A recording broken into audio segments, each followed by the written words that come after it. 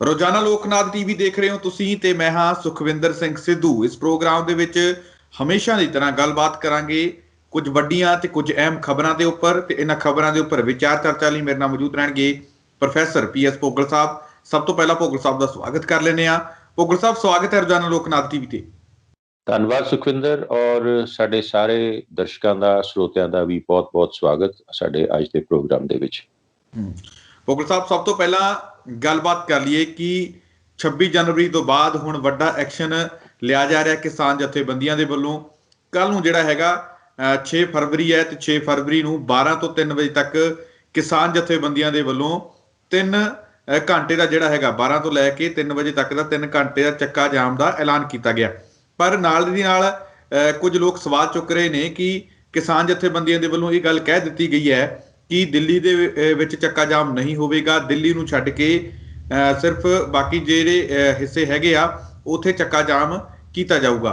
ਤਾਂ ਲੋਕ ਸਵਾਲ ਚੁੱਕ ਰਹੇ ਨੇ, ਬਹੁਤ ਸਾਰੇ ਲੋਕ ਜਿਹੜੇ ਕਿਸਾਨ ਵਿਰੋਧੀ ਨੇ ਜਾਂ ਹੋਰ ਆਪਾਂ ਗੱਲਬਾਤ ਕਰ ਲਈਏ, ਕਿਉਂਕਿ ਵਖਰੇਵੇਂ ਹੋ ਗਏ ਸੀ ਦੀਪ ਸਿੱਧੂ ਤੇ ਲੱਖੇ ਸਿਧਾਣੇ ਨੂੰ ਲੈ ਕੇ, ਆਪਸੀ ਖਟਾਸ ਆ ਗਈ ਸੀ, ਤੇ ਉਹ ਲੋਕ ਹੁਣ ਕਿਸਾਨ ਜਥੇਬੰਦੀਆਂ ਦੇ ਸਵਾਲ ਚੁੱਕ ਰਹੇ ਨੇ ਕਿ ਫਾਇਦਾ ਕੀ ਹੈ ਜੇਕਰ ਦਿੱਲੀ ਦੇ ਵਿੱਚ ਤੁਸੀਂ ਇਹ ਚੀਜ਼ ਨਹੀਂ ਕਰਨੀ, ਚੱਕਾ ਜਾਮ ਨਹੀਂ ਕਰਨਾ, ਤਾਂ ਬਾਕੀ ਹਿੱਸਿਆਂ ਦੇ ਲੋਕਾਂ ਨੂੰ ਪਰੇਸ਼ਾਨ ਕਰਨ ਦਾ ਕੀ ਮਤਲਬ?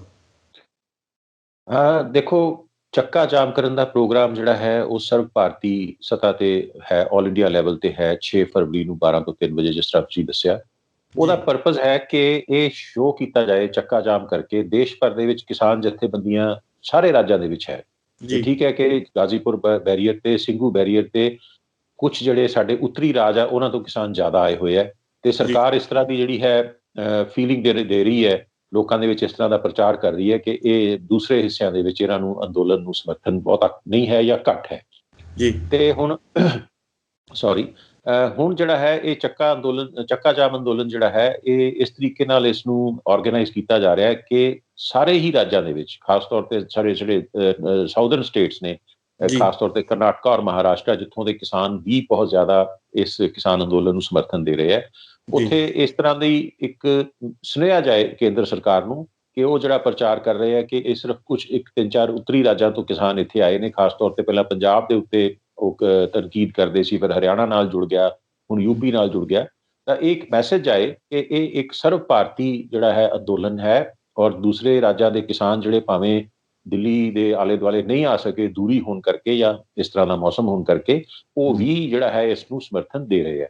ਤੋ ਜਿੱਥੋਂ ਤੱਕ ਸਵਾਲ ਹੈ ਕਿ ਦਿੱਲੀ ਦੇ ਵਿੱਚ ਚੱਕਾ ਜਾਮ ਨਹੀਂ ਕੀਤਾ ਜਾ ਰਿਹਾ, ਉਹਦੇ ਵਾਸਤੇ ਮੇਰਾ ਖਿਆਲ ਹੈ ਕਿ ਇੱਕ ਤਾਂ ਇਹ ਹੈ ਕਿ ਦਿੱਲੀ ਦੀ ਬੈਰੀਕੇਡਿੰਗ ਇੰਨੀ ਸਟਰੋਂਗ ਕੀਤੀ ਹੋਈ ਹੈ ਦਿੱਲੀ ਪੁਲਿਸ ਨੇ ਕਿ ਕਿਸਾਨ ਜਥੇਬੰਦੀਆਂ ਨੂੰ ਇਸ ਗੱਲ ਦਾ ਪਹਿਲਾਂ ਹੀ ਪਤਾ ਹੈ ਕਿ ਉਹ ਦਿੱਲੀ ਦੇ ਵਿੱਚ ਦਾਖਲ ਨਹੀਂ ਹੋ ਸਕਦੇ। ਚੱਕਾ ਜਾਮ ਕਰਨ ਲਈ ਆਖਿਰਕਾਰ ਉੱਥੇ ਜਾਣਾ ਤਾਂ ਪੈਣਾ ਹੀ ਸੀ ਨਾ, ਤੇ ਦਿੱਲੀ ਦੇ ਵਿੱਚ ਤੇ ਕੋਈ ਇਸ ਤਰ੍ਹਾਂ ਦੇ ਕਿਸਾਨ ਹੈ ਨਹੀਂ ਜਿਹੜੇ ਉੱਥੇ ਇਸ ਪ੍ਰੋਗਰਾਮ ਨੂੰ ਲਾਗੂ ਕਰ ਸਕਣ। ਤੇ ਬਜਾਏ ਇਹਦੇ ਬਾਅਦ ਦੇ ਵਿੱਚ ਸਰਕਾਰ ਕਹੇ ਕਿ ਦੇਖੋ ਦਿੱਲੀ ਦੇ ਵਿੱਚ ਇਹਦਾ ਅਸਰ ਨਹੀਂ ਪਿਆ, ਤੇ ਉਹਨਾਂ ਨੇ ਫਿਰ ਮੇਰਾ ਖਿਆਲ ਹੈ ਇਹ ਕਹਿਣਾ ਜਾਇਜ਼ ਸਮਝਿਆ ਕਿ ਅਸੀਂ ਦਿੱਲੀ ਨੂੰ ਇਹ ਤੋਂ ਐਗਜ਼ੈਂਪਟ ਰੱਖਾਂਗੇ। ਉਹਨਾਂ ਨੇ ਕਿਹਾ ਕਿ ਅਸੀਂ ਐਂਬੂਲੈਂਸਾਂ ਤੇ ਹੋਰ ਜਿਹੜੇ ਕੋਈ ਇੱਦਾਂ ਦੀਆਂ ਐਮਰਜੈਂਸੀ ਸਰਵਿਸਿਜ਼ ਉਹਨਾਂ ਨੂੰ ਵੀ ਐਗਜ਼ੈਂਪਟ ਰੱਖਾਂਗੇ। ਤੋ ਇਸ ਕਰਕੇ ਉਹਨਾਂ ਨੇ ਦਿੱਲੀ ਨੂੰ ਜਿਹੜਾ ਹੈ ਉਹ ਐਗਜ਼ੈਂਪਟ ਕੀਤਾ ਹੋ ਸਕਦਾ। ਸ਼ਾਂਤੀਪੂਰਵਕ ਚੱਕਾ ਜਾਮ ਕਰਨ ਦੇ ਲਈ ਇੱਕ ਚੰਗਾ ਸੁਨੇਹਾ, ਚੰਗੀ ਸੋਚ ਹੈ ਜੀ। ਹਾਂਜੀ ਬਿਲਕੁਲ, ਕਿਉਂਕਿ ਚੱਕਾ ਜਾਮ ਦਾ ਮਤਲਬ ਇਹ ਨਹੀਂ ਹੈ ਕਿ ਕਿਸੇ ਨੂੰ ਅਸੀਂ ਤਕਲੀਫ ਪਹੁੰਚਾਉਣੀ ਹੈ। ਇਸ ਕਰਕੇ ਉਹਨਾਂ ਨੇ ਇਹਦਾ ਸਮਾਂ ਵੀ ਜਿਹੜਾ ਲਿਮਿਟਡ ਰੱਖਿਆ, 3 ਘੰਟੇ ਦਾ ਰੱਖਿਆ, 12 ਤੋਂ 3 ਵਜੇ ਤੱਕ ਦਾ, ਸਿਰਫ ਔਰ ਸਿਰਫ ਇਹ ਸ਼ੋਅ ਕਰਨਾ ਕਿ ਸੋਲੀਡੈਰਿਟੀ ਸਾਡੇ ਨਾਲ ਕਿੱਥੇ ਕਿੱਥੇ ਹੈ, ਕਿੱਥੇ ਕਿੱਥੇ ਸਾਡੇ ਨਾਲ ਸਮਰਥਨ ਹੈ, ਕਿੱਥੋਂ ਕਿੱਥੋਂ ਦੇ ਕਿਸਾਨ ਸਾਡੇ ਨਾਲ ਖੜੇ ਹੈ, ਤਾਂ ਕਿ ਕੇਂਦਰ ਸਰਕਾਰ ਨੂੰ ਇੱਕ ਸਪਸ਼ਟ ਮੈਸੇਜ ਜਾਵੇ। ਜਿਹੜੀ ਉਹਨਾਂ ਦੀ ਪ੍ਰੋਪੇਗੈਂਡਾ ਮਸ਼ੀਨ ਕਿਸਾਨਾਂ ਦੀ ਇਹ ਭੰਡੀ ਪ੍ਰਚਾਰ 'ਚ ਲੱਗੀ ਹੋਈ ਹੈ ਕਿ ਇਹਨਾਂ ਨੂੰ ਸਰਵ ਭਾਰਤੀ ਲੈਵਲ ਦੇ ਉੱਤੇ ਸਮਰਥਨ ਨਹੀਂ ਹੈ, ਸਿਰਫ ਨਾਰਦਰਨ ਜਿਹੜੇ ਸਟੇਟਸ ਨੇ, ਉੱਤਰੀ ਰਾਜ ਨੇ, ਉੱਥੋਂ ਹੀ ਇਹ ਚੱਲ ਰਿਹਾ ਹੈ, ਔਰ ਦੱਖਣੀ ਰਾਜਾਂ ਦੇ ਵਿੱਚ ਜਿਹੜਾ ਹੈ ਇਹਦਾ ਵਿਰੋਧ ਨਹੀਂ ਹੈ, ਉਸ ਦਾ ਜਵਾਬ ਦੇਣ ਵਾਸਤੇ ਇਹ ਜਿਹੜਾ ਹੈ ਚੱਕਾ ਜਾਮ ਅੰਦੋਲਨ ਦੀ ਜਿਹੜੀ ਹੈ ਪਲੈਨਿੰਗ ਰੱਖੀ ਗਈ ਹੈ, ਤੇ ਇਸੇ ਮਕਸਦ ਨਾਲ ਇਹਨੂੰ ਐਗਜ਼ੀਕਿਊਟ ਕੀਤਾ ਜਾਏਗਾ 6 ਫਰਵਰੀ ਨੂੰ 12 ਤੋਂ 3 ਵਜੇ ਤੱਕ। ਤਾਂ ਕਿਵੇਂ ਦੇਖਦੇ ਹੋ ਹੁਣ ਆਪਾਂ ਜੇਕਰ ਗੱਲਬਾਤ ਕਰੀਏ ਭਾਜਪਾ ਦੀ, ਤਾਂ ਭਾਜਪਾ ਲਗਾਤਾਰ ਬੈਕਫੁੱਟ ਤੇ ਤਾਂ ਜ਼ਰੂਰ ਜਾ ਰਹੀ ਹੈ, ਪਰ ਮੰਨਣ ਨੂੰ ਤਿਆਰ ਨਹੀਂ ਹੈ। ਚਾਹੇ ਆਪਾਂ ਅੰਕੜੇ ਦੇਖਦੇ ਰਹਿੰਦੇ ਹਾਂ ਸੋਸ਼ਲ ਮੀਡੀਆ ਦੇ ਉੱਪਰ ਕਿ ਜਿਹੜਾ ਬਿਜ਼ਨਸ ਹੈ ਇਸ ਕਿਸਾਨ ਅੰਦੋਲਨ ਦੇ ਬਾਈਕਾਟ ਦੇ ਕਰਕੇ, ਜਿਹੜਾ ਬਿਜ਼ਨਸ ਹੈ ਅਨਿਲ ਅੰਬਾਨੀ ਦਾ, ਉਹ ਲਗਾਤਾਰ ਨੀਚੇ ਨੂੰ ਚਲਿਆ ਜਾ ਰਿਹਾ। ਤਾਂ ਬੇਸ਼ੱਕ ਪੰਜਾਬ ਭਾਜਪਾ ਦੇ ਵੱਡੇ ਲੀਡਰ ਜਿਹੜੇ ਹੈਗੇ ਆ ਇਹਨਾਂ ਕਾਨੂੰਨਾਂ ਨੂੰ ਸਹੀ ਦੱਸ ਕੇ ਪੰਜਾਬ ਦੇ ਵਿੱਚ ਚੋਣਾਂ ਲੜਨ ਦੀ ਗੱਲ ਕਰ ਰਹੇ ਹੁਣ, ਤੇ ਸਰਕਾਰ ਬਣਾਉਣ ਤੱਕ ਦੇ ਦਾਅਵੇ ਕਰ ਰਹੇ ਹੁਣ, ਪਰ ਜੇਕਰ ਮੌਜੂਦਾ MC ਜਿਹੜੀਆਂ ਚੋਣਾਂ ਹੋ ਰਹੀਆਂ ਨੇ ਪੰਜਾਬ ਦੇ ਵਿੱਚ, ਤਾਂ ਉਹਦੇ ਵਿੱਚ ਦੀ ਜੇਕਰ ਗੱਲ ਕਰੀਏ ਤਾਂ ਬੁਰੀ ਤਰੀਕੇ ਦੇ ਨਾਲ ਇੱਕ ਤਰ੍ਹਾਂ ਦੀ ਹਾਰ ਹੀ ਮੰਨੀ ਜਾ ਰਹੀ ਹੈ ਭਾਜਪਾ ਦੀ, ਮੋਦੀ ਜੀ, ਕਿਉਂਕਿ ਸਿਰਫ 29 ਉਮੀਦਵਾਰ ਹੀ ਚੋਣ ਮੈਦਾਨ ਦੇ ਵਿੱਚ ਉਤਰੇ ਨੇ ਪੂਰੇ ਪੰਜਾਬ ਦੇ ਵਿੱਚੋਂ, ਜਿਹੜੇ ਹੈਗੇ ਆ ਮਿਊਨਿਸਪਲ ਜਿਹੜੀਆਂ ਚੋਣਾਂ ਹੋ ਰਹੀਆਂ ਨੇ। ਹਾਂ ਬਿਲਕੁਲ, ਮੈਂ ਤੁਹਾਨੂੰ ਥੋੜਾ ਜਿਹਾ ਕਰੈਕਟ ਕਰੂੰਗਾ। 29% ਸੀਟਾਂ ਦੇ ਉੱਤੇ ਉਹਨਾਂ ਨੇ ਨਾਮਜ਼ਦਗੀਆਂ ਭਰੀਆਂ। ਮਾਫ ਕਰਨਾ ਜੀ। ਹਾਂਜੀ, ਜੀ 2000 ਤੋਂ ਉੱਪਰ ਸੀਟਾਂ ਨੇ ਸਾਡੇ ਜਿਹੜੀਆਂ ਮਿਊਨਿਸਪਲ ਕਮੇਟੀਆਂ ਨੇ ਸਾਰੇ ਪੰਜਾਬ ਦੇ ਵਿੱਚ, ਨੋਟੀਫਾਈਡ ਏਰੀਆ ਕਮੇਟੀਜ਼ ਔਰ ਮਿਊਨਿਸਪਲ ਕਮੇਟੀਆਂ ਦੇ ਚੁਣਾਵ ਹੋ ਰਹੇ ਨੇ। ਤੋ ਉਹਨਾਂ ਦੀ ਸਿਰਫ 29% ਸੀਟਾਂ ਦੇ ਉੱਤੇ ਉਹਨਾਂ ਨੇ ਕਾਗਜ਼ ਭਰੇ ਹੈ।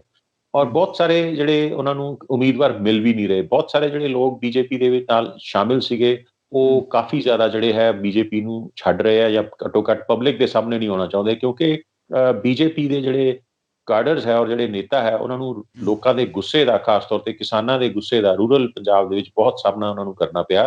ਕਿਉਂਕਿ ਬੀਜੇਪੀ ਦੀ ਜਿਹੜੀ ਸਰਕਾਰ ਦੀ ਇਸ ਨੀਤੀ ਦੇ ਖਿਲਾਫ ਕਿਸਾਨਾਂ ਨੇ ਖਾਸ ਤੌਰ ਤੇ ਇਹ ਕਿਹਾ ਹੈ ਕਿ ਅਸੀਂ ਪੋਲੀਟੀਸ਼ੀਅਨਸ ਜਿਹੜੇ ਹੈ ਉਹਨਾਂ ਨੂੰ ਅਸੀਂ ਹੁਣ ਬਰਦਾਸ਼ਤ ਨਹੀਂ ਕਰਨਾ। ਖਾਸ ਤੌਰ ਤੇ ਬੀਜੇਪੀ ਦੇ ਜਿਹੜੇ ਨੇਤਾ ਹੈ, ਉਹ ਜਦੋਂ ਕਿਸਾਨ ਵਿਰੋਧੀ ਗੱਲਾਂ ਕਰਦੇ ਆ, ਫਿਰ ਉਹ ਪਿੰਡਾਂ 'ਚ ਜਾਂਦੇ ਆ ਜਾਂ ਇਹੋ ਜਿਹੇ ਇਲਾਕਿਆਂ 'ਚ ਜਾਂਦੇ ਤਾਂ ਲੋਕ ਉਹਨਾਂ ਨੂੰ ਵਿਰੋਧ ਕਰਦੇ ਆ। ਇਸ ਕਰਕੇ ਬੀਜੇਪੀ ਨੂੰ ਪੰਜਾਬ ਦੇ ਵਿੱਚ ਖਾਸ ਤੌਰ ਤੇ, ਔਰ ਈਵਨ ਹਰਿਆਣਾ ਦੇ ਵਿੱਚ ਵੀ ਇਸ ਚੀਜ਼ ਦਾ ਪਤਾ ਹੈਗਾ। ਸੋ ਇਸ ਕਰਕੇ ਇਹ ਸਾਰਾ ਕੁਝ ਪੰਜਾਬ ਦੇ ਵਿੱਚ ਹੋ ਰਿਹਾ ਹੈਗਾ। ਜਿਸ ਤਰ੍ਹਾਂ ਮੈਂ ਦੇਖ ਰਿਹਾ ਸੀ, ਖਾਸ ਤੌਰ ਤੇ ਫਿਰੋਜ਼ਪੁਰ ਸ਼ਹਿਰ ਦੀ ਖਬਰ ਆਈ, ਪਿਛਲੀ ਵਾਰੀ ਉਹਨਾਂ ਕੋਲ ਉੱਥੇ 33 ਦੇ ਵਿੱਚੋਂ 19 ਜਿਹੜੀਆਂ ਕੌਂਸਲਸ ਦੀਆਂ ਜਿਹੜੀਆਂ ਸੀਟਾਂ ਹੈ ਉਹ ਸੀਗੀਆਂ, ਲੇਕਿਨ ਹੁਣ ਜਿਹੜਾ ਹੈ ਉਹਨਾਂ ਦੇ ਕੋਲ ਉਮੀਦਵਾਰ ਹੀ ਨਹੀਂ ਉਹਨਾਂ ਨੂੰ ਮਿਲ ਰਹੇ ਉੱਥੋਂ ਖੜੇ ਕਰਨ ਵਾਸਤੇ। ਸੋ ਇਹ ਕਾਫੀ ਜ਼ਿਆਦਾ ਜਿਹੜਾ ਹੈ ਭਾਜਪਾ ਨੂੰ ਚੈਲੰਜ ਪੰਜਾਬ 'ਚ ਵੀ ਮਿਲ ਰਿਹਾ, ਔਰ ਦੇਸ਼ ਦੇ ਦੂਸਰੇ ਹਿੱਸਿਆਂ ਦੇ ਵਿੱਚ ਵੀ ਹੌਲੀ ਹੌਲੀ ਉਹਨਾਂ ਦੀਆਂ ਮੁਸ਼ਕਲਾਂ ਜਿਹੜੀਆਂ ਹੈਗੀਆਂ ਇਹ ਵੱਧ ਰਹੀਆਂ ਹੈਗੀਆਂ। ਪਰ ਬੜੀ ਬਦਕਿਸਮਤੀ ਦੀ ਗੱਲ ਹੈ ਕਿ ਉਹਨਾਂ ਦੀ ਜਿਹੜੀ ਕੇਂਦਰੀ ਲੀਡਰਸ਼ਿਪ ਹੈ, ਖਾਸ ਤੌਰ ਤੇ ਜਿਹੜੀ ਸੱਤਾ ਦੇ ਉੱਤੇ ਲੋਕ ਬੈਠੇ ਹੋਏ ਨੇ ਉਹਨਾਂ ਦੇ, ਉਹ ਇਸ ਚੀਜ਼ ਅਜੇ ਵੀ ਮੰਨਣ ਨੂੰ ਤਿਆਰ ਨਹੀਂ ਹੈਗੇ ਕਿ ਇਹ ਕਿਸਾਨ ਅੰਦੋਲਨ ਜਿਹੜਾ ਹੈ ਔਰ ਭਾਜਪਾ ਦੀਆਂ ਕੁੱਲ ਨੀਤੀਆਂ ਜਿਹੜੀਆਂ ਹੁਣ ਤੱਕ ਆਈਆਂ, ਉਹਨਾਂ ਦੇ ਖਿਲਾਫ ਬੜਾ ਜ਼ਬਰਦਸਤ ਜਿਹੜਾ ਹੈ ਇੱਕ ਲੋਕਾਂ ਦਾ ਰੋਹ ਹੈਗਾ। ਔਰ ਇਹ ਸਾਰਾ ਕੁਝ ਜੋ ਹੁਣ ਕਿਸਾਨ ਅੰਦੋਲਨ ਦੇ ਪਲੇਟਫਾਰਮ ਤੇ ਹੋ ਰਿਹਾ, ਇਹ ਨਾ ਸਿਰਫ ਕਿਸਾਨ ਜਿਹੜੇ ਖੇਤੀਬਾੜੀ ਬਿੱਲ ਹੈ ਉਹਨਾਂ ਦਾ ਵਿਰੋਧ ਹੈ, ਬਲਕਿ ਭਾਜਪਾ ਦੀਆਂ ਜਿਹੜੀਆਂ ਵੰਡ ਪਾਊ ਨੀਤੀਆਂ, ਉਹਨਾਂ ਨੇ ਜੋ ਹੁਣ ਤੱਕ ਜਿਹੜੀਆਂ ਉਹਨਾਂ ਦੀ ਕਾਰਪੋਰੇਟ ਵਰਲਡ ਦੀ ਸਪੋਰਟਿਵ ਜਿਹੜੀ ਉਹਨਾਂ ਦੀ ਸਾਰੀ ਪੋਲਿਟਿਕਸ ਰਹੀ ਹੈ, ਉਸ ਦਾ ਇਹ ਵਿਰੋਧ ਹੈ। ਲੋਕਾਂ 'ਚ ਬਹੁਤ ਜ਼ਬਰਦਸਤ ਨਾਰਾਜ਼ਗੀ ਹੈ ਤੇ ਦੇ ਲਈ ਜਿਹੜਾ ਹੈ ਉਹਨਾਂ ਨੂੰ ਕੁਝ ਨਾ ਕੁਝ ਕਰਨਾ ਪਏਗਾ। ਸੋ ਜੇ ਉਹ ਅੱਜ ਨਹੀਂ ਸਮਝ ਰਹੇ, ਕਿਸੇ ਸਟੇਜ 'ਤੇ ਉਹਨਾਂ ਨੂੰ ਸਮਝਣਾ ਪਏਗਾ। ਜਿੰਨੀ ਦੇਰ ਤੱਕ ਇਹ ਨਹੀਂ ਸਮਝਦੇ, ਇਸ ਸਮੱਸਿਆ ਦਾ ਹੱਲ ਨਹੀਂ ਹੋਏਗਾ, ਉਨਾ ਹੀ ਨੁਕਸਾਨ ਉਹਨਾਂ ਨੂੰ ਜ਼ਿਆਦਾ ਹੋਏਗਾ। ਹਰ ਜਗ੍ਹਾ ਇਹ ਮਹਿਸੂਸ ਕੀਤਾ ਜਾ ਰਿਹਾ ਹੈ ਕਿ ਦਿਨ ਬ ਦਿਨ ਸਾਡੇ ਦੇਸ਼ ਦੇ ਵਿੱਚ ਬੀਜੇਪੀ ਔਰ ਐਨਡੀਏ ਦੀ ਸਰਕਾਰ ਦੇ ਖਿਲਾਫ ਲੋਕਾਂ ਦਾ ਸੈਂਟੀਮੈਂਟ, ਲੋਕਾਂ ਦਾ ਰੋਹ ਜਿਹੜਾ ਹੈ ਉਹ ਵੱਧਦਾ ਚਲਾ ਜਾ ਰਿਹਾ ਹੈ। ਇਹ ਇਸ ਚੀਜ਼ ਦਾ ਉਹਨਾਂ ਨੂੰ ਵੀ ਸ਼ਾਇਦ ਛੇਤੀ ਅਹਿਸਾਸ ਹੋਵੇ, ਕਿਉਂਕਿ ਉਹਨਾਂ ਦਾ ਪ੍ਰੈਸ਼ਰ ਵੱਧਦਾ ਜਾ ਰਿਹਾ, ਕਿਉਂਕਿ ਕਿਸਾਨ ਅੰਦੋਲਨ ਦੇ ਨਾਲ ਜ਼ਿਆਦਾ ਤੋਂ ਜ਼ਿਆਦਾ ਲੋਕ ਜਿਹੜੇ ਹੈ ਜੁੜ ਰਹੇ, ਉਹਦਾ ਘੇਰਾ ਫੈਲ ਰਿਹਾ। ਭੁੱਗਲ ਸਾਹਿਬ, ਇਸੇ ਚੀਜ਼ ਨੂੰ ਲੈ ਕੇ ਕੇਂਦਰ ਸਰਕਾਰ ਦੇ ਵੱਲੋਂ ਲਗਾਤਾਰ ਨੈੱਟ ਬੰਦ ਕਰਨ ਦੀ ਜਿਹੜੀ ਤਰੀਕ ਆ ਲਗਾਤਾਰ ਵਧਾਈ ਜਾ ਰਹੀ ਹੈ, ਤੇ ਹੁਣ ਕਿਸਾਨ ਜਥੇਬੰਦੀਆਂ ਨੇ ਲਗਾਤਾਰ ਮੰਗ ਆਪਣੀ ਰੱਖੀ ਹੈ ਕਿ ਅਸਹਿਮਤੀ ਦੀ ਜਿਹੜੀ ਸਾਡੀ ਆਵਾਜ਼ ਹੈ ਉਹ ਦੱਬਣ ਦੀ ਕੋਸ਼ਿਸ਼ ਕੀਤੀ ਜਾ ਰਹੀ ਹੈ ਸਰਕਾਰ ਦੇ ਵੱਲੋਂ, ਤੇ ਜਲਦ ਤੋਂ ਜਲਦ ਨੈੱਟ ਬਹਾਲ ਕਰਨਾ ਚਾਹੀਦਾ। ਕਿਵੇਂ ਦੇਖਦੇ ਹੋ ਕਿ ਆਵਾਜ਼ ਦੱਬਣ ਦੇ ਲਈ ਰੋਜ਼ ਇੱਕ ਦਿਨ ਦਾ ਸਮਾਂ ਵਧਾ ਦਿੰਦੇ ਆ, ਦੂਜੇ ਦਿਨ ਤੀਜੇ ਦਿਨ ਦਾ ਸਮਾਂ ਵਧਾ ਦਿੰਦੇ ਆ, ਕਿਤੇ ਕੁਝ ਘੰਟਿਆਂ ਦਾ ਸਮਾਂ ਵਧਾ ਦਿੰਦੇ ਆ, ਇੱਦਾਂ ਕਰਦੇ ਆ 5 ਫਰਵਰੀ ਤੱਕ ਦਾ ਸਮਾਂ ਜਿਹੜਾ ਪਹੁੰਚ ਚੁੱਕਿਆ, ਅੱਜ ਤੱਕ ਦਾ ਸ਼ਾਮ ਤੱਕ ਦਾ ਸਮਾਂ ਜਿਹੜਾ ਪਹੁੰਚ ਚੁੱਕਿਆ ਹੈਗਾ ਨੈੱਟ ਬੰਦ ਕਰਨ ਦਾ। ਕਿਵੇਂ ਦੇਖਦੇ ਹੋ ਇਸ ਚੀਜ਼ ਨੂੰ? ਦੇਖੋ, ਇਹ ਆਪਣੇ ਆਪ 'ਚ ਬੜੀ ਮਾੜੀ ਗੱਲ ਹੈ, ਇਹਦੀ ਨਿੰਦਾ ਕੀਤੀ ਜਾ ਰਹੀ ਹੈ, ਲੇਕਿਨ ਫਿਰ ਮੈਂ ਉੱਥੇ ਹੀ ਅਸੀਂ ਆਪਣੀ ਗੱਲ ਆ ਜਾਂਦੀ ਹੈ ਕਿ ਸਰਕਾਰ ਸਮਝ ਨਹੀਂ ਰਹੀ ਹੈ ਕਿ ਬਹੁਤ ਭਾਰੀ ਸਪੋਰਟ ਹੈ ਇਸ ਅੰਦੋਲਨ ਨੂੰ, ਇੱਕ ਲੋਕਤੰਤਰੀ ਆਵਾਜ਼ ਇਸ ਅੰਦੋਲਨ ਦੇ ਖਿਲਾਫ ਖੜੀ ਹੋਈ ਹੈ, ਲੇਕਿਨ ਸਰਕਾਰ ਜਿਹੜੀ ਹੈ ਉਹ ਆਪਣੀ ਜ਼ਿੱਦ ਤੇ ਇਸ ਤਰ੍ਹਾਂ ਅੜੀ ਹੋਈ ਹੈ। ਨਾ ਸਿਰਫ ਨੈਟ ਜਿਹੜਾ ਹੈ ਲਗਾਤਾਰ ਬੰਦ ਰੱਖਿਆ ਜਾ ਰਿਹਾ ਹੈ, ਬਲਕਿ ਸਿੰਘੂ ਬੈਰੀਅਰ ਦੇ ਉੱਤੇ ਔਰ ਟਿਕਰੀ ਬੈਰੀਅਰ ਦੇ ਉੱਤੇ ਖਾਸ ਤੌਰ ਤੇ, ਔਰ ਈਵਨ ਗਾਜ਼ੀਪੁਰ ਬੈਰੀਅਰ ਦੇ ਉੱਤੇ ਪਾਵਰ ਸਪਲਾਈ ਜਿਹੜੀ ਹੈ, ਬਿਜਲੀ ਜਿਹੜੀ ਹੈ, ਜਿਹਦੇ ਰਾਤ ਵਾਸਤੇ ਜਿਹੜੀ ਉੱਥੇ ਲੋੜ ਹੈ ਬਿਜਲੀ ਦੀ, ਜਾਂ ਦਿਨ ਵੇਲੇ ਜੋ ਲੋੜ ਹੈ, ਉਸ ਨੂੰ ਵੀ ਕੱਟ ਕੀਤਾ ਜਾ ਰਿਹਾ ਹੈ। ਜਿਹੜੇ ਦਿੱਲੀ ਸਰਕਾਰ ਨੇ ਮੋਬਾਈਲ ਟਾਇਲਟਸ ਜਿਹੜੇ ਹੈ ਉੱਥੇ ਭੇਜੇ ਸੀਗੇ ਕਿਸਾਨਾਂ ਦੇ ਵਾਸਤੇ, ਜਾਂ ਜਿੰਨੇ ਉੱਥੇ ਲੋਕ ਜਮ੍ਹਾਂ ਹੋਏ ਨੇ ਉਹਨਾਂ ਦੀ ਸੁਵਿਧਾ ਵਾਸਤੇ, ਉਹ ਵੀ ਜਿਹੜੇ ਹੈ ਉੱਥੋਂ ਜਿਹੜੇ ਹੈ ਵਾਪਸ ਚੁਕਵਾਏ ਗਏ। ਪੁਲਿਸ ਨੇ ਜਿਹੜਾ ਹੈ ਜ਼ਬਰਦਸਤੀ ਉਸ ਦਾ ਰਸਤਾ ਕੱਟਿਆ, ਔਰ ਬੜੀ ਜ਼ਬਰਦਸਤ ਬੈਰੀਕੇਡਿੰਗ ਅਸੀਂ ਰੋਜ਼ ਦੇਖਦੇ ਹਾਂ ਟੈਲੀਵਿਜ਼ਨ ਤੇ, ਬੜੀ ਰੋਜ਼ ਜ਼ਬਰਦਸਤ ਬੈਰੀਕੇਡਿੰਗ ਜਿਹੜੀ ਹੈਗੀ ਆ ਉਹ ਉੱਥੇ ਕੀਤੀ ਜਾ ਰਹੀ ਹੈ। ਇਸ ਤਰ੍ਹਾਂ ਦੀ ਬੈਰੀਕੇਡਿੰਗ ਕੀਤੀ ਜਾ ਰਹੀ ਹੈ ਕਿ ਕੱਲ ਰਾਜ ਸਭਾ ਦੇ ਵਿੱਚ ਮੈਂਬਰਸ ਨੇ ਇਹ ਵੀ ਕਿਹਾ ਕਿ ਇਸ ਤਰ੍ਹਾਂ ਦੀ ਬੈਰੀਕੇਡਿੰਗ ਤਾਂ ਸਾਡੀ ਜਿਹੜੀ ਚੀਨ ਦੀ ਸਰਹੱਦ ਤੇ ਵੀ ਨਹੀਂ ਹੈ, ਪਾਕਿਸਤਾਨ ਦੀ ਸਰਹੱਦ ਤੇ ਵੀ ਨਹੀਂ ਹੈ, ਜਿੱਦਾਂ ਦੀ ਤੁਸੀਂ ਦਿੱਲੀ ਸਰਹੱਦ ਦੇ ਉੱਤੇ ਕੀਤੀ ਹੋਈ ਹੈ। ਔਰ ਇੱਥੋਂ ਤੱਕ ਵੀ ਨਾਰੇ ਲੱਗੇ ਰਾਜ ਸਭਾ ਦੇ ਵਿੱਚ ਕਿ ਜੋ ਸਰਕਾਰ सड़कों पे कील लगाएगी, ये कील उसके कफन में कील साबित होगा। सो बहुत जबरदस्त सेंटीमेंट ਜਿਹੜਾ ਹੈ ਇਸ ਮੂਵਮੈਂਟ ਦੇ ਖਿਲਾਫ ਹੈ। ਪਰ ਬੜੀ ਬਦਕਿਸਮਤੀ ਦੀ ਖਿਲਾਫ ਜਿਹੜੀ ਹੈ ਗੱਲ ਹੈ ਕਿ ਇਹ ਸਰਕਾਰ ਇਸ ਲੋਕਤੰਤਰੀ ਭਾਵਨਾ ਨੂੰ ਸਮਝ ਹੀ ਨਹੀਂ ਰਹੀ ਔਰ ਆਪਣੀ ਜਿੱਦ ਤੇ ਅੱਗੇ ਚੱਲਦੀ ਜਾ ਰਹੀ ਹੈ ਔਰ ਇਸ ਦੇਸ਼ ਦੇ ਵਿੱਚ ਜਿਹੜਾ ਹੈ ਨੁਕਸਾਨ ਹੋ ਰਿਹਾ ਹੈ, ਲੋਕਾਂ ਦਾ ਨੁਕਸਾਨ ਹੋ ਰਿਹਾ, ਉਹਨਾਂ ਨੂੰ ਮੁਸ਼ਕਿਲਾਂ ਆ ਰਹੀਆਂ। ਸੋ ਇਹ ਉਸੇ ਸੰਦਰਭ ਦੇ ਵਿੱਚ ਸਰਕਾਰ ਦੀ ਜ਼ਿੱਦ ਦਾ ਹੀ ਇੱਕ ਜਿਹੜਾ ਹੈ ਸਿੱਟਾ ਹੈ ਕਿ ਲਗਾਤਾਰ ਇੰਟਰਨੈਟ ਸੇਵਾਵਾਂ ਜਿਹੜੀਆਂ ਹੈਗੀਆਂ ਦਿੱਲੀ ਦੇ ਆਲੇ ਦੁਆਲੇ ਦੇ ਇਲਾਕਿਆਂ 'ਚ ਜਾਂ ਹਰਿਆਣੇ ਦੇ 5 ਜ਼ਿਲ੍ਹਿਆਂ ਦੇ ਵਿੱਚ ਜਿਹੜੀਆਂ ਹੈ ਉਹ ਬੰਦ ਕੀਤੀਆਂ ਗਈਆਂ। ਸਰਕਾਰ ਸਮਝਦੀ ਹੈ ਸ਼ਾਇਦ ਕਿ ਉਹ ਇਸ ਤਰੀਕੇ ਨਾਲ ਉੱਥੋਂ ਉੱਠਦੀ ਆਵਾਜ਼ ਜਿਹੜੀ ਹੈ ਉਸ ਨੂੰ ਦਬਾ ਲਏਗੀ, ਲੇਕਿਨ ਇਹ ਬੜਾ ਜਿਹੜਾ ਹੈ ਭੁਲੇਖਾ ਹੈ। ਜੇ ਇਸ ਸਰਕਾਰ ਦੇ ਵਿੱਚ ਕੁਝ ਸਿਆਣੇ ਲੋਕ ਬੈਠੇ ਹੋਣ ਤਾਂ ਉਹਨਾਂ ਨੂੰ ਪਤਾ ਹੋਣਾ ਚਾਹੀਦਾ ਹੈ ਕਿ ਦੁਨੀਆ ਦੇ ਵਿੱਚ ਜਿੱਥੇ ਜਿੱਥੇ ਵੀ ਅੰਦੋਲਨ ਚੱਲੇ, ਚਾਹੇ ਉਹ ਅਰਬ ਸਪਰਿੰਗ ਸੀਗੀ ਜਾਂ ਕਿਤੇ ਵੀ ਚੱਲੇ, ਉੱਥੇ ਇਹਨਾਂ ਸਰਕਾਰਾਂ ਨੇ ਇਹੀ ਕੁਝ ਕੀਤਾ, ਇੰਟਰਨੈਟ ਬੰਦ ਕੀਤਾ, ਹੋਰ ਜਿਹੜੇ ਹੈ ਸੋਸ਼ਲ ਮੀਡੀਆ ਨੂੰ ਕਰਬ ਕਰਨ ਦੀ ਕੋਸ਼ਿਸ਼ ਕੀਤੀ, ਲੇਕਿਨ ਆਵਾਜ਼ ਨਹੀਂ ਦਬਾਈ ਜਾ ਸਕੀ। ਉਹ ਕਿਸੇ ਨਾ ਕਿਸੇ ਤਰੀਕੇ ਨਾਲ ਜਿਹੜਾ ਹੈ ਉੱਥੋਂ ਚੱਲਦੀ ਹੀ ਰਹੀ ਹੈ, ਨਿਕਲਦੀ ਹੀ ਰਹੀ ਹੈ। ਸੋ ਇਹ ਇੱਥੇ ਵੀ ਜਿਹੜਾ ਹੈ ਸਰਕਾਰ ਆਵਾਜ਼ ਦਬਾ ਨਹੀਂ ਸਕੇਗੀ। ਥੋੜ੍ਹੀਆਂ ਬਹੁਤੀਆਂ ਮੁਸ਼ਕਿਲਾਂ ਲੋਕਾਂ ਨੂੰ ਆਉਣਗੀਆਂ, ਕਿਸਾਨਾਂ ਨੂੰ ਆਉਣਗੀਆਂ, ਲੇਕਿਨ ਆਵਾਜ਼ ਦਬੇਗੀ। ਪਰ ਕੀ ਕਰੀਏ, ਸਰਕਾਰ ਜਿਹੜੀ ਹੈ ਬਦਕਿਸਮਤੀ ਨਾਲ ਸਾਡੀ ਇੱਦਾਂ ਦੀ ਹੈ ਕਿ ਉਹਨਾਂ ਦੇ ਕੰਨਾਂ ਦੇ ਉੱਤੇ ਜੂ ਨਹੀਂ ਰਹੀ। ਭੋਗਲ ਸਾਹਿਬ, ਕਿਵੇਂ ਦੇਖਦੇ ਹੋ ਤੁਸੀਂ? ਦੇਖ ਰਹੇ ਹਾਂ ਆਪਾਂ ਕਿ ਲਗਾਤਾਰ ਨੈੱਟ ਬੰਦ ਕਰਕੇ ਆਵਾਜ਼ ਦਬਾਉਣ ਦੀ ਕਿਸਾਨਾਂ ਦੀ ਭਾਰਤ ਦੇ ਵਿੱਚ ਜਿਹੜੀ ਹੈਗੀ ਕੋਸ਼ਿਸ਼ ਕੀਤੀ ਜਾ ਰਹੀ ਹੈ, ਪਰ ਲਗਾਤਾਰ ਬਾਹਰਲੇ ਜਿਹੜੇ ਦੇਸ਼ਾਂ ਤੋਂ, ਚਾਹੇ ਉਹ ਮਸ਼ਹੂਰ ਹਸਤੀਆਂ ਹੋਣ, ਚਾਹੇ ਉਹ ਵੱਡੇ ਲੀਡਰ ਹੋਣ, ਚਾਹੇ ਉਹ ਵੱਡੇ ਪਲੇਅਰ ਹੋਣ, ਉਹਨਾਂ ਵੱਲੋਂ ਲਗਾਤਾਰ ਹੱਕ ਦੇ ਵਿੱਚ ਆਵਾਜ਼ ਬੁਲੰਦ ਕੀਤੀ ਗਈ ਹੈ। ਜਿਵੇਂ ਹੀ ਇਹ ਆਵਾਜ਼ ਬੁਲੰਦ ਕੀਤੀ ਗਈ ਤਾਂ ਸਾਡੇ ਬਾਲੀਵੁੱਡ ਜਿਹੜਾ ਹੈਗਾ ਉਹ ਵੀ ਸੁੱਤਾ ਪਿਆ ਜਾਗ ਪਿਆ। ਉਹਨਾਂ ਨੇ ਕਿਸਾਨਾਂ ਦੇ ਵਿਰੋਧ ਦੇ ਵਿੱਚ, ਜੇਕਰ ਆਪਾਂ ਕਹੀਏ ਤਾਂ ਸਰਕਾਰ ਦੇ ਹੱਕ ਦੇ ਵਿੱਚ ਟਵੀਟ ਕਰਨੇ ਸ਼ੁਰੂ ਕਰ ਦਿੱਤੇ, ਜਿਹੜੇ ਇਹ ਗੱਲ ਕਹੀ ਜਾ ਰਹੀ ਹੈ ਕਿ ਸਰਕਾਰ ਦੇ ਵੱਲੋਂ ਕਿ ਜਿਹੜੇ ਬਾਹਰੋਂ ਟਵੀਟ ਆ ਰਹੇ ਆ ਉਹ ਇੰਡੀਆ ਦੇ ਅਗੇਂਸਟ ਇੱਕ ਪ੍ਰੈਪੋਗੈਂਡੇ ਦੇ ਜ਼ਰੀਏ ਇੰਡੀਆ ਨੂੰ ਬਦਨਾਮ ਕਰਨ ਦੀਆਂ ਇਹ ਸਾਜ਼ਿਸ਼ਾਂ ਨੇ, ਤਾਂ ਇਹਨਾਂ ਤੋਂ ਬਚਣ ਦੀ ਲੋੜ ਹੈ। ਤਾਂ ਦੂਜੇ ਪਾਸੇ ਕਿਸਾਨ ਜਥੇਬੰਦੀਆਂ ਬਾਹਰਲੇ ਦੇਸ਼ਾਂ ਤੋਂ ਆਏ ਟਵੀਟਾਂ ਨੂੰ ਆਪਣੇ ਲਈ ਚੰਗਾ ਮੰਨ ਰਹੀਆਂ ਨੇ। ਉਹਨਾਂ ਦੇ ਵੱਲੋਂ ਇਹ ਗੱਲ ਕਹੀ ਜਾ ਰਹੀ ਹੈ ਕਿ ਸਾਨੂੰ ਬਾਹਰੋਂ ਬਹੁਤ ਵੱਡੇ ਪੱਧਰ ਤੇ ਸਮਰਥਨ ਮਿਲ ਰਿਹਾ ਹੈ ਤੇ ਸਮਰਥਨ ਨੂੰ ਗਲਤ ਦਿਸ਼ਾ ਦੇ ਕੇ ਸਰਕਾਰ ਵੱਲੋਂ ਦੱਬਣ ਦੀ ਕੋਸ਼ਿਸ਼ ਕੀਤੀ ਜਾ ਰਹੀ ਹੈ। ਸੁਖਵਿੰਦਰ, ਅਸੀਂ ਸਾਰੇ ਜਾਣਦੇ ਹਾਂ ਕਿ ਇਹ ਜ਼ਮਾਨਾ ਜਿਹੜਾ ਹੈ 21ਵੀਂ ਸਦੀ ਚੱਲ ਰਹੀ ਹੈ ਔਰ ਸਾਰਾ ਵਿਸ਼ਵ ਜਿਹੜਾ ਹੈਗਾ ਜੁੜਿਆ ਹੋਇਆ ਹੈ ਇੱਕ ਦੂਸਰੇ ਦੇ ਨਾਲ। ਪਲ ਪਲ ਦੀ ਖਬਰ ਦੁਨੀਆ ਦੇ ਇੱਕ ਹਿੱਸੇ ਤੋਂ ਦੂਸਰੇ ਹਿੱਸੇ ਤੱਕ ਜਾਂਦੀ ਹੈ, ਭਾਵੇਂ ਸਰਕਾਰਾਂ ਉਹਨੂੰ ਰੋਕਣ ਦੀ ਕੋਸ਼ਿਸ਼ ਕਰਦੀਆਂ ਰਹਿਣ, ਜੋ ਮਰਜ਼ੀ ਕਰਨ। ਸੋ ਸਾਰੀ ਦੁਨੀਆ ਨੂੰ ਇਸ ਵੇਲੇ ਪਤਾ ਹੈ ਕਿ ਭਾਰਤ ਦੇ ਵਿੱਚ ਕੀ ਹੋ ਰਿਹਾ ਔਰ ਸਾਰੀ ਦੁਨੀਆ ਦੇ ਵਿੱਚ ਇੱਕ ਬਹੁਤ ਬੜੀ ਇੰਟਰਸਟ ਬਣਿਆ ਹੋਇਆ, ਬਹੁਤ ਜ਼ਿਆਦਾ ਉਤਸੁਕਤਾ ਬਣੀ ਹੋਈ ਹੈ ਕਿ ਐਡਾ ਵੱਡਾ ਅੰਦੋਲਨ ਹਿੰਦੁਸਤਾਨ ਦੇ ਵਿੱਚ ਜਿਹੜਾ ਹੈਗਾ ਉਹ ਲੋਕਾਂ ਦਾ ਹੋ ਰਿਹਾ ਹੈ। ਹਿੰਦੁਸਤਾਨ ਉਹ ਹਿੰਦੁਸਤਾਨ ਹੈ ਜਿੱਥੇ ਕਦੀ ਕਿਹਾ ਜਾਂਦਾ ਸੀ, ਮੈਂ ਲਫ਼ਜ਼ ਕਦੀ ਇਸਤੇਮਾਲ ਕਰਨਾ, ਕਿ ਇਹ ਦੁਨੀਆ ਦੀ ਲਾਰਜੈਸਟ ਡੈਮੋਕ੍ਰੇਸੀ ਹੈ, ਕਿਉਂਕਿ ਹੁਣ ਇਹ ਡੈਮੋਕ੍ਰੇਸੀ ਜਿਹੜੀ ਹੈਗੀ ਹੈ ਸਿਰਫ ਨਾਂ ਦੀ ਰਹਿ ਗਈ, ਇਸ ਕਰਕੇ ਮੈਂ ਸ਼ਬਦ ਕਦੀ ਇਸਤੇਮਾਲ ਕਰ ਰਿਹਾ। ਸੋ ਲੋਕਾਂ ਨੂੰ ਬੜਾ ਇੰਟਰਸਟ ਹੈ ਔਰ ਲੋਕ ਜਿਹੜੇ ਸਮਝਦੇ ਹੈ, ਐਨਾਲਿਸਿਸ ਜਿਹੜਾ ਹੈ ਖਾਸ ਤੌਰ ਤੇ ਇਸ ਸਮੱਸਿਆ ਦਾ, ਕਿਸਾਨ ਬਿੱਲਾਂ ਦਾ ਜਾਂ ਭਾਰਤ ਦੇ ਵਿੱਚ ਜੋ ਕੁਝ ਹੋ ਰਿਹਾ ਹੈ, ਇਹ ਸਾਰੀ ਦੁਨੀਆ ਦੀ ਪ੍ਰੈਸ ਦੇ ਵਿੱਚ ਜਿਹੜਾ ਹੈਗਾ, ਮੀਡੀਆ ਦੇ ਵਿੱਚ ਚੱਲ ਰਿਹਾ ਹੈਗਾ।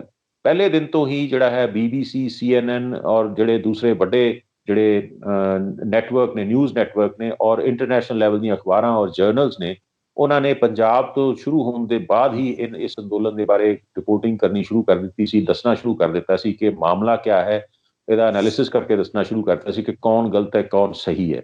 ਸੋ ਜ਼ਾਹਿਰ ਹੈ ਕਿ ਇੰਟਰਨੈਸ਼ਨਲ ਪਬਲਿਕ ਓਪੀਨੀਅਨ ਜਿਹੜੀ ਹੈ ਉਹ ਕਿਸਾਨਾਂ ਦੇ ਹੱਕ ਦੇ ਵਿੱਚ ਨਿਤਰ ਰਹੀ ਹੈ। ਬਹੁਤ ਬੜੇ ਜਿਹੜੇ ਆਰਟਿਸਟ ਨੇ, ਸੋਸ਼ਲ ਐਕਟਿਵਿਸਟ ਨੇ ਦੁਨੀਆ ਭਰ ਦੇ ਵਿੱਚੋਂ, ਈਵਨ ਜਿਹੜੇ ਪੋਲੀਟੀਕਲ ਲੋਕ ਨੇ ਦੂਸਰੇ ਦੇਸ਼ਾਂ ਦੇ, ਉਹ ਵੀ ਇਸ ਅੰਦੋਲਨ ਦੀ ਜਿਹੜਾ ਹੈ ਉਹ ਆਪਣੇ ਤਰੀਕੇ ਨਾਲ ਸਮਰਥਨ ਕਰ ਰਹੇ ਆ। ਜ਼ਾਹਿਰ ਹੈ ਸਾਡੀ ਸਰਕਾਰ ਨੂੰ ਇਹ ਚੀਜ਼ ਚੰਗੀ ਨਹੀਂ ਲੱਗਦੀ ਔਰ ਸਾਡੇ ਜਿਹੜਾ ਤੁਸੀਂ ਬਾਲੀਵੁੱਡ ਦੀ ਗੱਲ ਕੀਤੀ ਹੈ, ਬਾਲੀਵੁੱਡ, ਮੈਂ ਕੱਲ ਵੀ ਕਿਹਾ ਸੀ ਕਿ ਬਾਲੀਵੁੱਡ ਜਿਹੜਾ ਹੈਗਾ ਉਹ ਇੱਕ ਬੜੀ ਹੀ ਆਰਟੀਫਿਸ਼ੀਅਲ ਦੁਨੀਆ ਹੈ, ਜਿੱਥੇ ਲੋਕਾਂ ਦੇ ਵਿੱਚ ਡਰਾਮਾ ਹੈ, ਕੋਈ ਰਿਐਲਿਟੀ ਨਹੀਂ ਹੈ। ਉਹ ਜਿਹੜੇ ਲੋਕ ਨੇ ਆਪਣਾ ਬਿਜ਼ਨਸ ਇੰਟਰਸਟ ਦੇਖਦੇ ਨੇ, ਇੰਨਾ ਜ਼ਿਆਦਾ ਪੈਸਾ ਇਨਵੋਲਵਡ ਹੈ ਕਿਉਂਕਿ ਉਹਨਾਂ ਨੂੰ ਇਹ ਲੱਗਦਾ ਕਿ ਸਰਕਾਰ ਨਾਲ ਜੇ ਅਸੀਂ ਵੈਰ ਵਿਰੋਧ ਕੋਈ ਕਮਾਇਆ ਤਾਂ ਸਰਕਾਰ ਆਪਣੇ ਜਿਹੜੇ ਸਰਕਾਰੀ ਤੰਤਰ ਵਰਤ ਕੇ ਸਾਨੂੰ ਜੇ ਸਾਡੇ ਲਈ ਮੁਸ਼ਕਿਲਾਂ ਖੜੀਆਂ ਕਰ ਦਊਗੀ, ਸਾਡੇ ਤੇ ਇਨਕਮ ਟੈਕਸ ਦੀਆਂ ਰੇਟਸ ਕਰਵਾਉਣਾ ਸ਼ੁਰੂ ਕਰ ਦਊਗੀ, ਜਾਂ ਹੋਰ ਜਿਹੜੇ ਉਹਨਾਂ ਦੇ ਅੰਡਰਵਰਲਡ ਨਾਲ ਲਿੰਕਾਂ ਦੇ ਬਾਰੇ ਅਕਸਰ ਜਿਹੜੀ ਹੈ ਗੱਲਬਾਤ ਆਉਂਦੀ ਰਹਿੰਦੀ ਹੈ, ਉਹਨੂੰ ਫੜ ਕੇ ਸਾਨੂੰ ਪਰੇਸ਼ਾਨ ਕਰਨਾ ਸ਼ੁਰੂ ਕਰ ਦਊਗੀ। ਇਸ ਕਰਕੇ ਅਸੀਂ ਦੇਖਦੇ ਹਾਂ ਕਿ ਬਾਲੀਵੁੱਡ ਦੇ ਵਿੱਚ ਇੱਕਾ ਦੁੱਕਾ ਆਵਾਜ਼ ਹੀ ਜਿਹੜੀ ਹੈ ਉਹ ਕੋਈ ਜਿਹੜੀ ਹੈ ਕਿਸਾਨਾਂ ਦੇ ਪੱਖ ਦੇ ਵਿੱਚ ਆਉਂਦੀ ਹੈ। ਜਿਸ ਤਰ੍ਹਾਂ ਮੈਂ ਕਿਹਾ ਸੀ, ਜਾਵੇਦ ਅਖਤਰ ਹੋ ਗਏ, ਸ਼ਬਾਨਾ ਆਜ਼ਮੀ ਵਰਗੇ ਲੋਕ ਹੋ ਗਏ, ਮਹੇਸ਼ ਭੱਟ ਹੋ ਗਏ, ਜਾਂ ਕਮਲ ਹਸਨ ਵਰਗੇ ਲੋਕ ਜਿਹੜੇ। ਸੂਦ ਨੇ ਵੀ ਆਵਾਜ਼ ਬੁਲੰਦ ਕੀਤੀ ਹੈ, ਉਹਨੇ ਵੀ ਟਵੀਟ ਕੀਤਾ ਇਹਨਾਂ ਦੂਜੇ ਲੋਕਾਂ ਨੂੰ ਕਿ ਜੇਕਰ ਸਹੀ ਨੂੰ ਤੁਸੀਂ ਗਲਤ ਸਾਬਤ ਕਰੋਗੇ ਤਾਂ ਨੀਂਦ ਕਿਵੇਂ ਆਵੇਗੀ।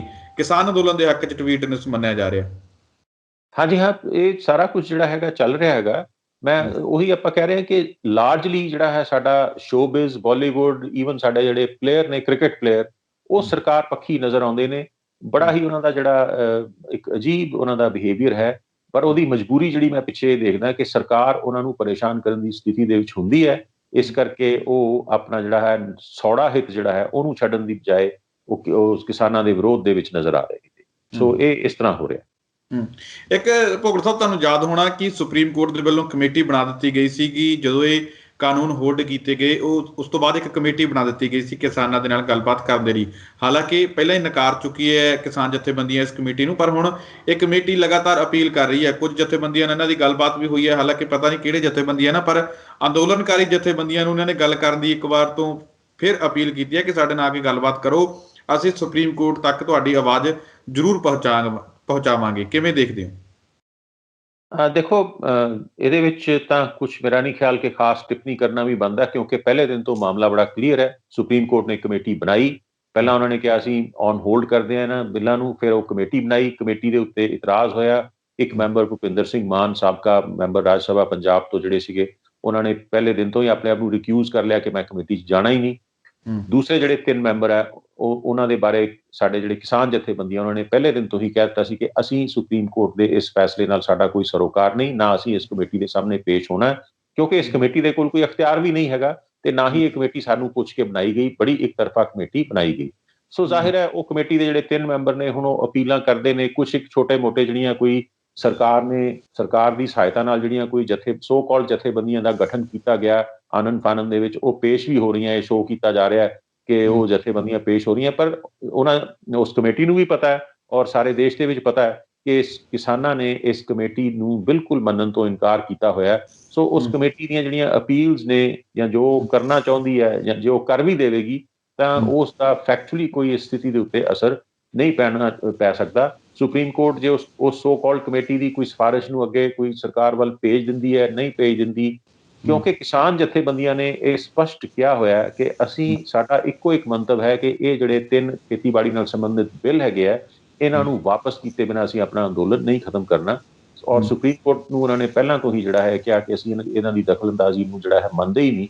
ਸੋ ਇਸ ਕਰਕੇ ਉਹਦਾ ਕੋਈ ਵੀ ਸਿੱਟਾ ਨਿਕਲਣ ਦੀ ਕੋਈ ਕੋਸ਼ਿਸ਼ ਜੇ ਵੀ ਜੋ ਕੀਤੀ ਜਾਏਗੀ, ਉਹਦਾ ਕੋਈ ਵੀ ਸਿੱਟਾ ਜਿਹੜਾ ਹੈ ਉਹ ਨਹੀਂ ਨਿਕਲੇਗਾ।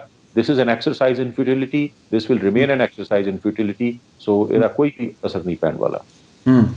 ਭੋਗਲ ਸਾਹਿਬ, ਇੱਕ ਗੱਲ ਇਹ ਵੀ ਹੈ ਕਿ ਜੇਕਰ ਗੱਲ ਹੁਣ ਕਿਸਾਨ ਅੰਦੋਲਨ ਤੋਂ ਹਟ ਕੇ ਕਰੀਏ ਤਾਂ ਬੇਅਦਬੀ ਮਾਮਲਾ ਜਿਹੜਾ ਸੀਗਾ, ਇਸ ਤੋਂ ਪਹਿਲਾਂ ਸਭ ਤੋਂ ਵੱਡਾ ਮੁੱਦਾ ਬੇਅਦਬੀ ਮਾਮਲਾ ਸੀ, ਤਾਂ ਹੁਣ ਉਸ ਦੇ ਵਿੱਚ ਇੱਕ ਵੱਡੀ ਖਬਰ ਆਈ ਹੈ ਕਿ CBI ਨੇ ਜਿਹੜੀ ਬੇਅਦਬੀ ਮਾਮਲੇ ਦੀ ਜਾਂਚ ਸੀ ਪੰਜਾਬ ਪੁਲਿਸ ਨੂੰ ਸੌਂਪ ਦਿੱਤੀ ਹੈ। ਤਾਂ ਉਸ ਤੋਂ ਬਾਅਦ ਰਾਜਨੀਤੀ ਸ਼ੁਰੂ ਹੋ ਗਈ ਹੈ। ਕੈਪਟਨ ਅਮਰਿੰਦਰ ਸਿੰਘ ਕਹਿੰਦੇ ਨੇ ਕਿ ਸਿਰਫ ਅਕਾਲੀ ਦਲ ਦੇ ਕਰਕੇ ਇਹ ਜਾਂਚ ਰੋਕੀ ਗਈ ਸੀ, ਅਕਾਲੀ ਦਲ ਉਸ ਸਰਕਾਰ ਦਾ ਹਿੱਸਾ ਸੀ, ਕੇਂਦਰ ਸਰਕਾਰ ਦਾ, ਇਸ ਕਰਕੇ ਇਹ ਜਾਂਚ ਰੋਕ ਦਿੱਤੀ ਗਈ ਸੀ। ਤਾਂ ਜਿਵੇਂ ਹੀ ਅਲਾਇੰਸ ਟੁੱਟਿਆ ਤਾਂ ਹੁਣ CBI ਨੇ ਜਾਂਚ ਸਾਨੂੰ ਸੌਂਪ ਦਿੱਤੀ ਹੈ। ਤਾਂ ਦੂਜੇ ਪਾਸੇ ਹਰਸਿਮਰਤ ਕੌਰ ਬਾਦਲ ਇਹ ਗੱਲ ਕਹਿ ਰਹੇ ਨੇ ਕਿ ਕੈਪਟਨ ਅਮਰਿੰਦਰ ਸਿੰਘ ਦੇ ਆਕਾ ਜਿਹੜੇ ਹੈਗੇ ਆ ਉਹ ਕੇਂਦਰ ਸਰਕਾਰ ਦੇ ਵਿੱਚ ਬੈਠੇ ਨੇ ਤੇ ਉਹਨਾਂ ਦੇ ਇਸ਼ਾਰਿਆਂ ਤੇ ਕੈਪਟਨ ਅਮਰਿੰਦਰ ਸਿੰਘ ਹੁਣ ਕੰਮ ਕਰ ਰਹੇ ਨੇ। ਸੁਖਵਿੰਦਰ, ਇਹ ਸਾਰਾ ਦਾ ਸਾਰਾ ਜਿਹੜਾ ਮਾਮਲਾ ਹੈ ਬੇਅਦਬੀ ਮਾਮਲਾ, ਇਹ ਇੱਕ ਇਮੋਸ਼ਨਲ ਇਸ਼ੂ ਜ਼ਿਆਦਾ ਹੈਗਾ।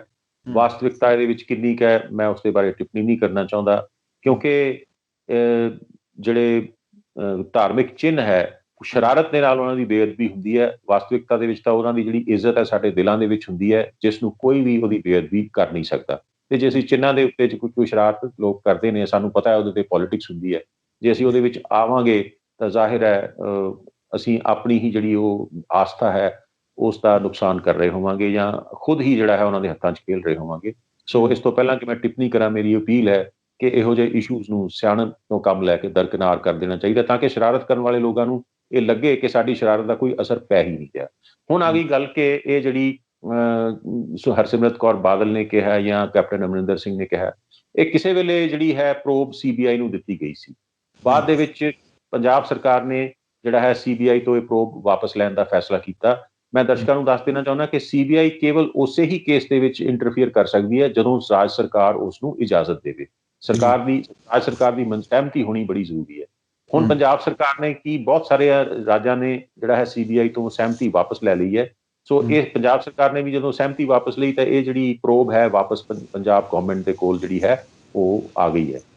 ਜਿਹੜੇ ਕਾਗਜ਼ ਪੱਤਰ, ਜਿਹੜੇ ਕੋਈ ਡਾਕੂਮੈਂਟਸ, ਜਿਹੜਾ ਕੋਈ ਐਵੀਡੈਂਸ ਸੀਬੀਆਈ ਦੀ ਕਸਟਡੀ 'ਚ ਸੀਗਾ ਪਹਿਲਾਂ ਗਿਆ ਹੋਇਆ, ਉਹਨਾਂ ਨੇ ਉਹ ਦੇਣ ਦੇ ਵਿੱਚ ਦੇਰ ਕੀਤੀ ਹੈ, ਜਿਹੜਾ ਕਿ ਹੁਣ ਉਹਨਾਂ ਨੇ ਪੰਜਾਬ ਦੀ ਜਿਹੜੀ ਉਹ ਕਮੇਟੀ ਹੈ ਸਪੈਸ਼ਲ ਜਿਹੜੀ STF ਬਣਾਈ ਸੀ, ਉਸ ਦੇ ਹਵਾਲੇ ਉਹਨਾਂ ਨੇ ਜਿਹੜੇ ਹੈ ਕਾਗਜ਼ ਭੇਜੇ ਹੈ। ਤੇ ਜ਼ਾਹਿਰ ਹੈ ਹੁਣ ਸਾਡੇ ਜਿਹੜੇ ਪੋਲੀਟੀਸ਼ੀਅਨਸ ਹੈ, ਦੇਸ਼ ਦੇ ਵਿੱਚ ਜੋ ਮਰਜ਼ੀ ਹੋਵੇ, ਜਿੱਥੇ ਮਰਜ਼ੀ ਅੱਗ ਲੱਗੀ ਹੋਈ ਹੋਵੇ, ਲੋਕਾਂ ਦੇ ਜੋ ਮਰਜ਼ੀ ਮਸਲੇ ਹੋਣ, ਉਹਨਾਂ ਨੇ ਆਪਣੀ ਰਾਜਨੀਤਿਕ ਜਿਹੜੀ ਘੋਟਣ ਤੋਂ ਬਾਜ਼ ਨਹੀਂ ਆਉਣਾ ਹੁੰਦਾ। ਇਸੇ ਸਿਲਸਿਲੇ 'ਚ ਦੋਵੇਂ ਜਿਹੜੀਆਂ ਸਟੇਟਮੈਂਟਸ ਆਈਆਂ ਨੇ ਕਿ ਕੈਪਟਨ ਨੇ ਕਹਿਤਾ ਕਿ ਇਹ ਜਿਹੜਾ ਹੈ ਅਕਾਲੀਆਂ ਦੇ ਇਨਫਲੂਐਂਸ ਕਰਕੇ CBI ਉਹ ਨਹੀਂ ਸੀ ਦੇ ਰਹੀ, ਹੁਣ ਅਲਾਇੰਸ ਟੁੱਟਾ ਤੇ ਵਾਪਸ ਆ ਗਿਆ। ਤੇ ਹਰਸਿਮਰਤ ਕੌਰ ਬਾਦਲ ਕਹਿੰਦੀ ਹੈ ਕਿ ਕੇਂਦਰੀ ਸਰਕਾਰ ਦੇ ਵਿੱਚ ਕੈਪਟਨ ਦੇ ਬੌਸ ਬੈਠੇ ਨੇ। ਸੱਚ ਤਾਂ ਇਹ ਹੈ ਕਿ ਜਦੋਂ ਉਹਨਾਂ ਨੂੰ ਸੂਟ ਕਰਦੀ ਸੀ ਕੇਂਦਰੀ ਸਰਕਾਰ, ਤੇ ਉਹ ਕੇਂਦਰੀ ਸਰਕਾਰ ਦੇ ਅੱਗੇ ਪਿੱਛੇ ਡਾਂਸ ਕਰਦੇ ਸੀ। ਸਾਰਾ ਅਕਾਲੀ ਦਲ ਉਹਨਾਂ ਨੇ ਕੇਂਦਰ ਸਰਕਾਰ ਦੇ ਪੈਰਾਂ ਤੇ ਸਿੱਟਿਆ ਹੋਇਆ ਸੀ, ਆਪਣੀ ਸਿਰਫ ਹਰਸਿਮਰਤ ਕੌਰ ਬਾਦਲ ਦੀ ਜਿਹੜੀ ਛੋਟੀ ਜਿਹੀ ਮੰਤਰੀ ਪਦ ਨੂੰ ਬਚਾਉਣ ਵਾਸਤੇ।